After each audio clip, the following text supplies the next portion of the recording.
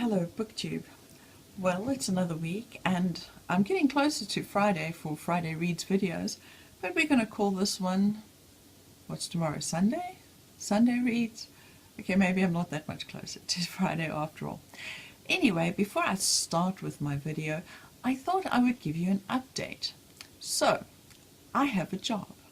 I was employed by a school in the town next door, which might sound like quite the commute, but actually it's not. What with urban sprawl and everything else, you can't really see the difference between my town and the next. And other people in big cities spend, well, they would spend more time on the road than I would to get to work. So it's actually not a bad idea. It's a government school that I'll be working for, and the folks that I met were actually really nice. They contacted me last week and they asked for an interview, and I explained to them that I was working in a bookshop, and so they brought the headmaster, the head of the school governing body, head of English, and some other folks to the shopping centre where I was working, to the coffee shop there to have an interview. And besides feeling completely and utterly honoured and quite shocked at the lengths that they went to actually have an interview with me, I had good feelings, although I must admit it's the first time I've been to a job interview besides my university days in Doc Martens, denim jeans and a t-shirt. But whatever it is, it worked, so I am employed for next year, which means I no longer feel guilty about buying books.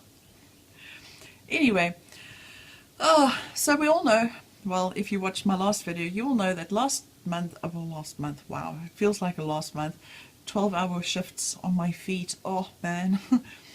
Last week's reading week was rather despicable. In fact, as I said in my last video, I was channeling Sean the Book Maniac because I abandoned 3 books. The only reason I didn't abandon half of the books that I read this week was purely because my feet were too sore to get up to go and find something else. Yes, I am putting it out there on the international website that I was too damn lazy to get up and walk a few meters to get a different book. But we'll get to that one in the second book. We'll discuss the first one that I read first. So the first book that I covered was The Bone Clocks by David Mitchell, and I absolutely enjoyed this one. He seems to be a bit of a, to quote the cliche, a Marmite author. People either seem to love him or hate him, but I really appreciated the writing. Whether that had to do with the fact that I'd been reading a lot of absolute rubbish at the time, I don't know, but I got completely and utterly lost in the story. What I liked with this, it's got one story arc, but it's told over a series of 6 or 7 short stories in a way, although they connect to each other. And each story is narrated by a different character, with the exception of the first and the last, which is the same. And you spend maybe 50 pages in the life of that one person. And it's brilliant, actually, because one thing David Mitchell really can do well is capture different people's voices and different people's stories. There were some people, like the writer in here, he sounded a lot like the writer in Stephen Fry's Hippopotamus, that arrogant, pompous, crude human being. Yeah, but I really enjoyed his story, and I found that when I was reading this, in the beginning I was like, oh, okay, and then I get so into that character, and then they would stop, and then it would start with someone new, and I was like, oh, I'm not interested in this person, I want to go back to the next, well, to the previous. But then I'd get involved in their story, and then the next one would arrive, and I'd get involved in their story. So it was an ongoing experience of learning and meeting new people, although technically I suppose we should consider them characters. So I really enjoyed this. I thought it was brilliantly done. I loved his allusions to other works of literature that I've read. But yeah, so if that sounds up your aisle, I would really consider giving this one a good go. I absolutely loved it. One of my favorite reads for the year. Then we get to the book that I just didn't have the energy to put down to get another one. And this was called Saving Sophie by Sam Carrington. Not to be confused by the other Saving Sophie that I will be reading soon by some other bloke. Well, that one's by a bloke. But anyway, this is supposed to be a crime novel. The blurb on the front is exciting. A teenage girl is missing. Is your daughter involved, or is she next? In the story, to start off with, the cops knock on this family's door at 10 o'clock at night with their daughter, who they found wandering around the streets so drunk that she did not know who she was or what was happening. So they bring her home, and then you find out that one of her friends has gone missing. And then you find out that that friend is dead. So that all sounds exciting, right? Because she has no memory of what happened. But this was one of the most frustrating books I've ever had to read. I feel a bit guilty saying this because I'm pretty sure Sam Carrington, who is a British female writer, was sitting there planning her novel with all of these great ideas. But they were great ideas that just lacked the execution. So the mother in the story suffers from anxiety, which you only learn later on. In fact, it's not just anxiety. She's got agoraphobia. She cannot leave the house without having a complete and utter panic attack. This has been going on for 2 years since she was attacked. So considering what happened to her daughter and her nerves, the fact that the guy who attacked her ended up being a serial rapist in town, etc., that she would be a lot more proactive in getting the police involved. But no. She comes across some crucial information on social media. You know how people post everything on Facebook. Does she take it to the police? No. She decides, they don't need to know it. They probably know it already. Let's just not bother. Her daughter starts getting compromising pictures of her emailed to her, with her dress up and all sorts of things, taken on the night that she cannot remember, where her friend was murdered. Does she take it to the police? Oh, come now, that's what other people do. No, she does not. Because she's scared she's going to be implicated. Like you're going to be implicated when you're that drunk. Or technically drugged. I mean, we all know that she was drugged. But things that then got me. Daughter then says to mom, I think I'm being stalked. In fact, let's not take my word for it. Let me read this grand piece of character development. Keeping in mind, mom has agoraphobia since she was attacked. So she says here, okay, she's talking about the fact that she thinks she's being stalked and followed. So she says, so anyway, I kept alert in case my feelings proved right, and then I saw him. Her own breathing shallowed, heart fluttered hard, like a trapped butterfly in her chest. He followed me to work. I got inside the staff door quickly, but he stood outside, body pressed against the glass, staring in at me. She stopped, couldn't continue. Are you sure, Sophie? It could have been some weird bloke messing around, couldn't it? I mean, maybe a one-off rather than someone stalking you. Does that sound like a woman who's got such anxiety issues that she cannot leave the house?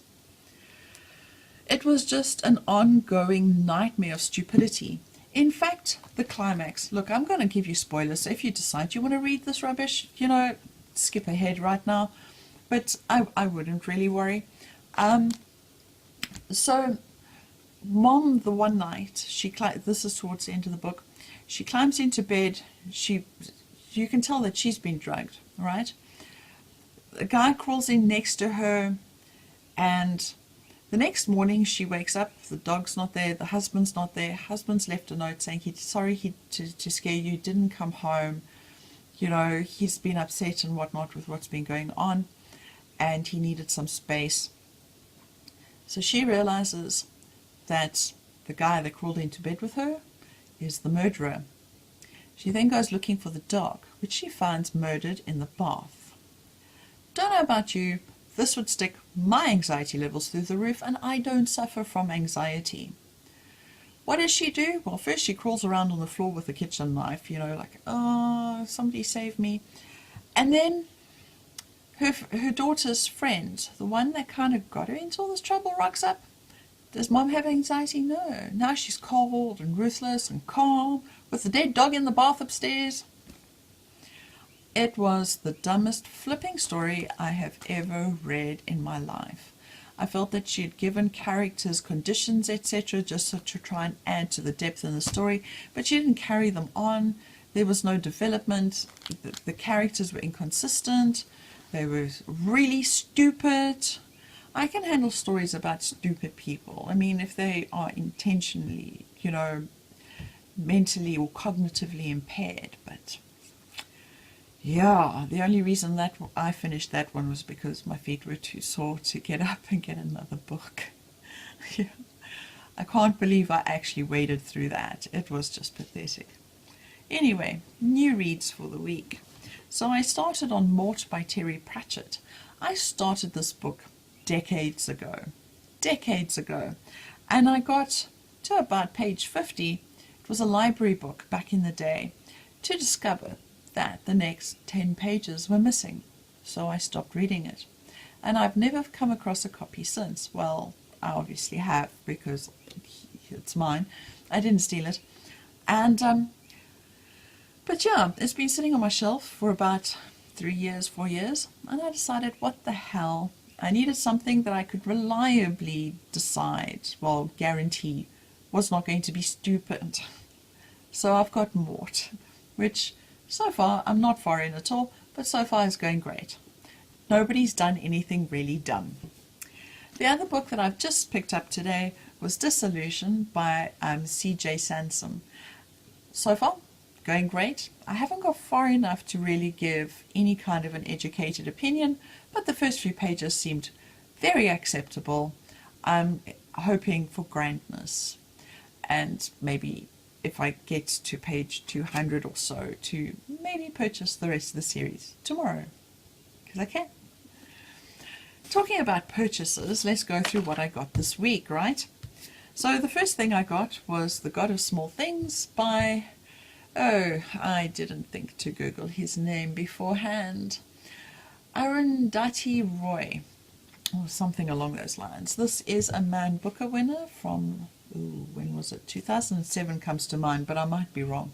But anyway, this one won the Man Booker. I saw it. I needed space on that shelf, man. I bought it. Once again, that's actually not a lie. I really did need to make space on the shelf for another book. So it's now mine. Then, from the recommendation of Mel's Bookland Adventures, The Traveling Cat Chronicles by Hiro Arakawa. I am looking forward to this one.